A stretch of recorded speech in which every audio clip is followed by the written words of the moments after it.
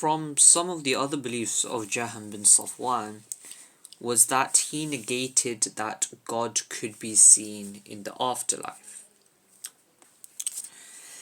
Jahm bin Safwan used the verse of the Quran that the eyes do not encompass him, meaning God. Of course, the traditional Sunni response, the orthodox sort of Sunni response of the Ash'aris, the Maturidis, and the Atharis, is that God will be seen without ihata, without encompassment. The Mu'tazila adopted a similar, or if not the same, position as the Jahmiyyah. They also used the story of the Quran in which Moses, peace be upon him, asked God to allow him to see him. God responded that lan tarani, that you will not be able to see me. Scholars such as Al-Bayhaqi have explained that that verse was referring to the impossibility of seeing God in this world, not in reference to seeing God in the next world. So the debate is regarding the word lan.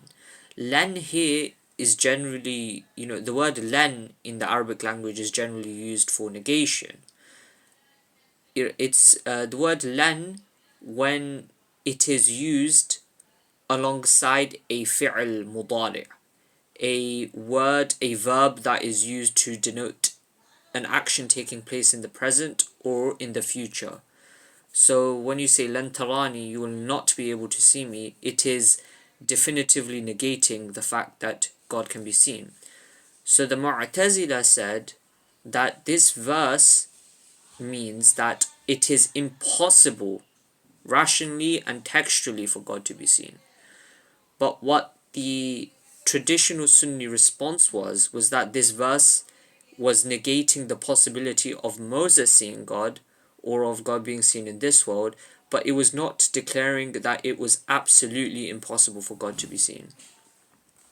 The evidence that the traditional Sunni position used was the verse وُجُوهٌ يَوْمَئِذٍ نَاظِرَةٌ إِلَى رَبِّهَا نَاظِرَةٌ, that faces that day will be brightened, looking towards their Lord.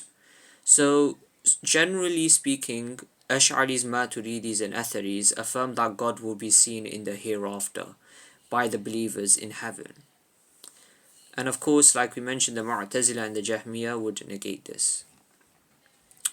The question comes here is that can something be seen without it being encompassed? Of course, the theological implication of this is that if God is seen, then according to the Mu'tazila and Jahmiyyah, if God is seen, that necessitates that his essence is being encompassed by that vision. And if his essence is being encompassed by that vision, he must be restricted to a certain place. And that would put a limit on his essence, and that would necessitate that his essence is created and subject to contingency. And God is not contingent. The Ash'aris, Maturidis responded that God can be seen, but in such a manner that does not necessitate encompassment and does not necessitate that God would be in a place. And of course, the Atharis would avoid such a complicated theological discussion in the first place. Another belief that is attributed to the Jahmiyyah, the followers of Jahm bin Safwan, is that they said that God is in every place. Abu Nasr al-Sijzi mentions this in his Risala, his letter to Ahl al-Zubayd, to the people of Zubayd. And it is also mentioned by Al-Dhahabi in his Al-Ulu.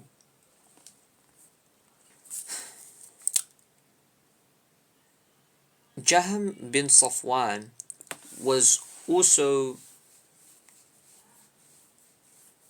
mentioned that he was supposedly one of those who denied intercession, that he denied that it was possible for the prophets or the pious people to intercede for the believers on the Day of Judgment.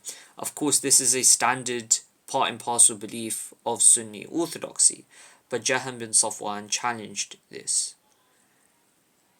And he also disagreed with the belief that a group of people would exit from the fire. Al-Milti mentions this in his At-Tanbih wa Al-Rad. And The reality though is that only he, meaning al-Milti, reports this. It is not clear if Jahm bin Safwan denies all the various types of intercession. He only seems to deny one type of intercession, that for the believers to leave the fire, the hellfire. That is because of Jahm bin Safwan's theological position that ma'rifah was iman, meaning cognizance or recognition of God's existence was belief. So they wouldn't be in hell in the first place, according to his definition of belief. It seems to be the case that he was the first to do so, or the first to hold such a belief. There's a narration about Anas bin Malik, may God be pleased with him, meeting a people who denied the intercession. But this narration is weak, at least according to Dr. Yasir Qadi. Now, of course, the standard and normative position of Sunni Muslims was that the intercession is established as an Islamic belief. It's narrated from the prophetic companion Anas that the Messenger of God, peace be upon him, said, "My intercession is for the people of major sins from my nation." As-Suyuti, the famous Islamic scholar, mentions this hadith, this prophetic narration, is from the mutawatir, mass transmitted narrations. And in Islamic hadith literature, mass transmitted hadith, there is no doubt regarding their authenticity, because so many people narrated it that it is impossible or inconceivable that they have gathered upon a lie.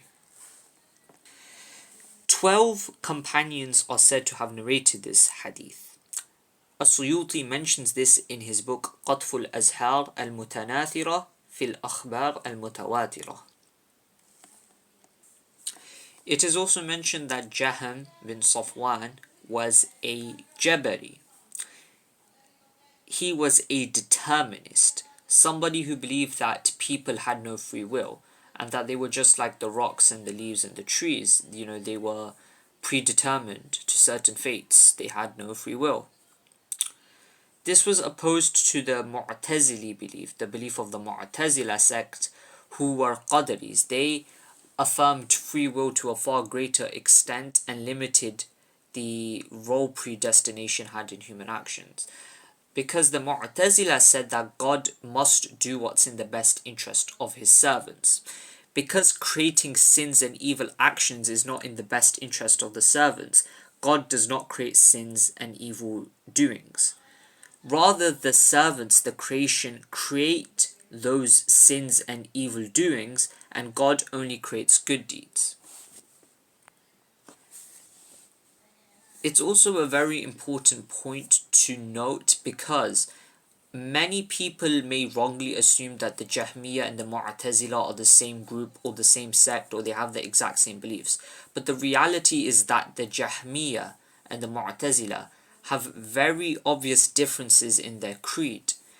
And this is one very big difference. Whilst Jahm bin Safwan and the Jahmiyyah in general would have been Jabaris, determinists, the Mu'tazila in general were Qadaris, those who affirmed free will to a far greater extent and negated predestination to a far greater extent. Dr. Yasir Qadi further mentions the story of the king of Oedipus. This influenced Sigmund Freud to take his infamous view. Dr. Yasir Qadi says that this relates to determinism, to Jabr. And because these Greek stories, this is a Greek story and Jahm bin Safwan was obviously influenced by sort of Greek philosophy, it's likely that he might have come across this story or stories like this which demonstrate and portray these sort of determinist beliefs. The king of Thebes, Oedipus, as part of a story of Greek mythology, it is said that he killed his father and married his mother based off a prophecy that was given to him much earlier in life. This led Sigmund Freud to adopt this term of the Oedipus complex.